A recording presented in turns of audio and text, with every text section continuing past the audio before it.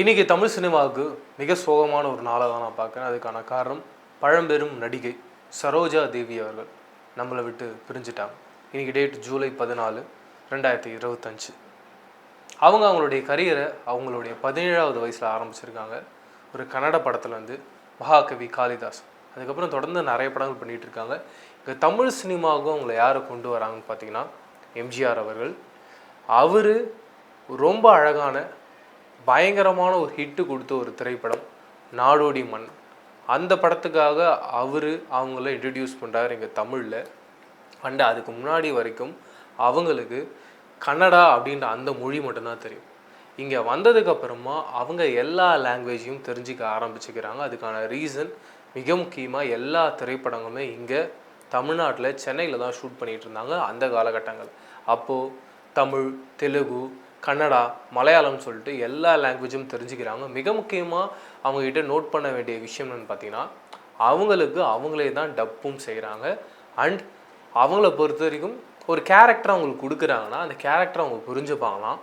Costumes வருமா, அந்த costumes வந்ததுக்கப்புறமா அந்த காஸ்டியூம்ஸு செலக்ட் பண்ணுவாங்களாம். இவங்க உட்காந்து இந்த கேரக்டருக்கு இந்த காஸ்டியூம் கரெக்டாக இருக்கும், இப்படிலாம் டிசைன் பண்ணால் அந்த கேரக்டர் ரொம்ப கம்ப்ளீட்டாக இருக்கும்னு சொல்லிட்டு அவ்வளோ யோசித்து அவ்வளோ அழகாக அதை செலக்ட் பண்ணி கிட்டத்தட்ட ஒரு 17 ஆண்டு காலம் அவங்க தமிழ் சினிமா மட்டும் இல்லாமல் ஓவரால் எல்லா இண்டஸ்ட்ரியிலையுமே ஒரு நம்பர் 1 இடத்த பிடிச்சிருக்காங்க.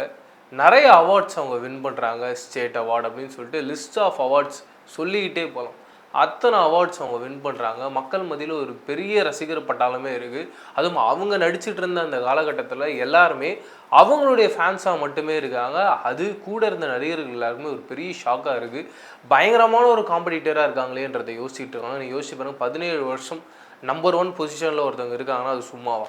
அப்படிப்பட்ட ஒரு ஆக்ட்ரஸ் அவங்க நடிச்சுக்கிட்டு இருக்கும்போது என்ன முடிவு பண்ணுறாங்க, கல்யாணம் பண்ணிக்கலாம் அப்படின்றத யோசிக்கிறாங்க. 5 நாள் அவங்களுடைய கல்யாணம் நடக்குது. அவங்களுடைய ஹஸ்பண்ட் அப்ராட்லலாம் படிச்சுட்டு அவர் அங்கே வேலை செஞ்சுக்கிட்டு இருக்காரு. அவர் என்ன சொல்கிறாருன்னா, கல்யாணம் ஆகிடுச்சு அப்படின்றதுக்காக நீங்கள் படம் நடிக்கிறத நிப்பாட்டலாம் வேண்டாம், நீங்கள் தாராளமாக படத்தில் நடிக்கலாம் அப்படின்ட்டு சொல்கிறாங்க. தொடர்ந்து அவங்களும் வரிசையாக அடுத்தடுத்து படங்கள் நடிச்சுக்கிட்டே வராங்க. நடிக்கக்கூடிய காலகட்டங்களில் அடுத்தடுத்து எப்படி எம்ஜிஆர் அவர்கள் மாதிரி மிகப்பெரிய ஆக்டர்ஸ் கூட நடிக்கிறதுக்கான வாய்ப்பு கிடைக்கிது. இன்னொரு பக்கம் சிவாஜி அவர்கள் கூட நடிக்கிறாங்க.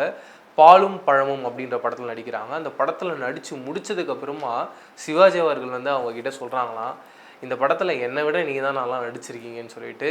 அண்ட் அவங்க அதை ரொம்ப சந்தோஷமாக எடுத்துக்கிறாங்க. மிக முக்கியமாக அவங்க என்ன சொல்கிறாங்கன்னா, எனக்கு அவர் அதை சொன்னதை கேட்கும்பொழுது மற்ற எந்த அவார்டுமே எனக்கு பெருசாக தெரியல. ஏன்னா ஆக்டிங் அப்படின்னாலே எல்லாருடைய மைண்ட்லேயும் ஃபஸ்ட்டு வரக்கூடிய ஒரு நபர் அப்படின்னா சிவாஜி கணேசன் ஐயா தான்.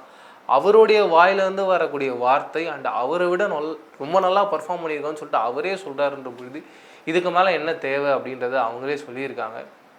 அண்ட் அடுத்தடுத்து தொடர்ந்து அந்த காலகட்டத்தில் நம்பர் 1 பொசிஷன்ஸில் யாரெல்லாம் இருந்தாங்க, எக்ஸாம்பிள் ஜெமினி கணேசன் ஐயா அப்படின்னு சொல்லிட்டு லிஸ்ட் ஆஃப் எல்லா ஆக்டர்ஸ் கூடயும் அவங்க நடிச்சுக்கிட்டே வராங்க. வெறும் பழைய ஆக்டர்ஸ் கூட மட்டும் அவங்க நடிக்கலைங்க.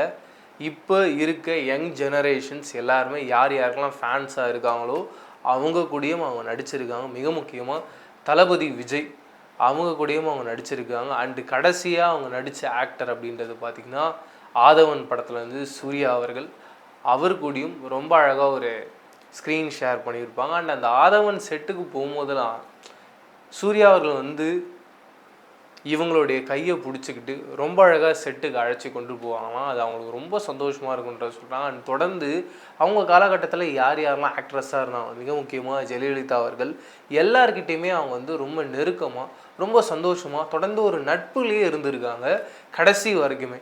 அண்ட் இப்போயும் அவங்க எங்கே வசிச்சுட்டு இருந்தாங்கன்னு பார்த்தீங்கன்னா அவங்களுடைய மறைவுக்கு முன்னாடி வரைக்கும் கர்நாடகாவில் பெங்களூரில் அவங்களுடைய வீட்டில் ரொம்ப சந்தோஷமாக தான் இருந்திருக்காங்க. பட் ஒரு சில வருஷங்களுக்கு முன்னாடி அவங்க கணவர் இறந்து போகிறார். அது அவங்களுடைய வாழ்க்கையில் ஒரு மிகப்பெரிய ஒரு அடியாகவும் ஒரு வலியாகவும் இருக்குது. அதுலேருந்து அவங்களால மீண்டு வரவே முடியல அப்படின்ற ஒரு சூழ்நிலைக்கு தள்ளப்படுறாங்க. ஒரு கட்டத்துக்கு மேலே அந்த சூழ்நிலையிலிருந்தும் அவங்க மீண்டு வந்துட்டாங்க. அப்போ அவங்க என்ன சொல்கிறாங்கன்னா, என்னோடய வாழ்க்கையில் இப்படி நான் நிறைய கஷ்டங்களை பார்த்துருக்கேங்க. ஒரு வாட்டியும் என்னுடைய வாழ்க்கையில் கஷ்டங்கள் வரும்பொழுதும் நான் அதுலேருந்து மீண்டு வந்துக்கிட்டே இருப்பேன். என்ன இருந்தாலும் என்னுடைய கணவர் இறந்ததுக்கப்புறமா அதுலேருந்து நான் மீண்டு வர்றதுக்கு ரொம்பவே கஷ்டப்பட்டேன். ஆனால் இப்போ நான் மீண்டு வந்துட்டேன் அப்படின்றத சொல்லியிருக்காங்க. இப்போ அவங்களுக்கு 87 வயசு ஆகுது. உடல்நிலை சரியில்லாத காரணமாக அவங்களுடைய உயிர் நம்மளை விட்டு பிரிஞ்சு போகுது. உண்மையாகவே இந்த செய்தியை கேட்கும்போது எனக்கு ரொம்ப கஷ்டமாக இருந்தது. எவ்வளோ பெரிய ஆக்ட்ரஸ் நம்மளை விட்டு பிரிஞ்சு போகிறாங்கன்றதை கேட்கும்போது பயங்கர ஷாக்கிங்காக இருந்தது. நானும் சின்ன வயசில் நிறைய அவங்க நடித்த திரைப்படங்களை டிவியில் பார்த்து என்ஜாய் பண்ணியிருக்கேன். அப்படி நீங்களும் அவங்களுடைய மிகப்பெரிய ஒரு ஃபேனாக இருந்திருக்கலாம். அவங்களுடைய ஆக்டிங்கில் நீங்கள் ரசித்த படங்கள் என்ன, மிக முக்கியமாக அவங்களுடைய மறைவை கேட்டுட்டு உங்களுக்கு எந்த அளவுக்கு மிகப்பெரிய ஒரு வருத்தங்கள் இருந்தது அப்படின்றதையும் கமெண்ட் செக்ஷனில் ஷேர் பண்ணிக்கோங்க. இதே மாதிரி அடுத்த ஒரு கண்டென்ட்டில் சந்திக்கிறேன். அது வரைக்கும் நன்றி, வணக்கம்.